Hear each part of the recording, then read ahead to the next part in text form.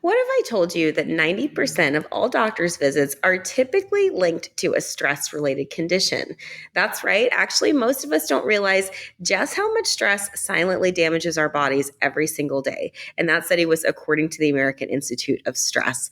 Hi, welcome if you're new to my channel. My name is Dr. Erica Steele, and this video is part of week 6 of Intro to Holistic Medicine, where we're going to be breaking down how stress impacts our digestion, our metabolism, and our overall health and well-being. You can join for free, or you can explore our premium wellness collective, which includes at-home testing protocols and deeper educational modules to help you heal once and for all. So chronic stress actually has been found to increase inflammation while also weakening the immune system. In fact, it leads to higher rates of autoimmunity, gut issues, and even metabolic dysfunction. And so if you're interested in learning more, I suggest that you read the book, Why Zebras Don't Get Ulcers, and it talks all about it. In fact, Harvard Medical School realized that about people that have chronic stress have about 40% higher risk of developing heart disease just merely from stress combined. So what happens when stress becomes chronic? So your body pretty much goes into this fight or flight state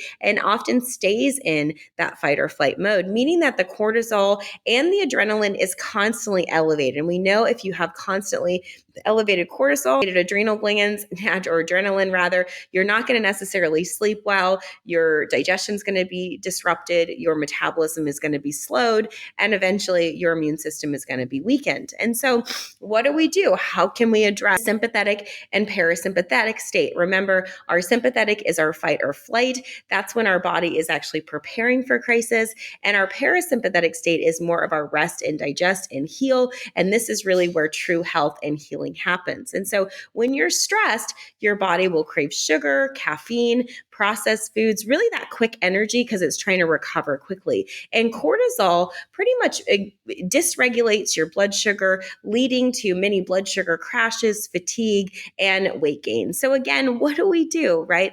Let's bring it back to our holistic practices. So we're going to begin to really take control of our time, take control of our life. We're going to call our power back to ourselves and really focus on building a practice of self-healing. So if you've attended my morning flows, they are a great way where we really begin to structure our day. We do 15 minutes of movement, 15 minutes of meditation, 15 minutes of journaling, and 15 minutes of structuring our day. And so why do we do that? Deep breathing, movement, and meditation are all found to shift the body into that parasympathetic mode, supports the adrenal glands, balances the blood sugar, and can help prevent reducing those stress cravings. So I like to start at the beginning of the day because it sets the tone for the rest of my day and allows me to be better prepared and more proactive in my health instead of reactive. So if you want to learn all about stress and how it impacts your digestion, your health, your immune system, go ahead and click the link in the bio to learn more, to go deeper, and also like, share, and subscribe for more.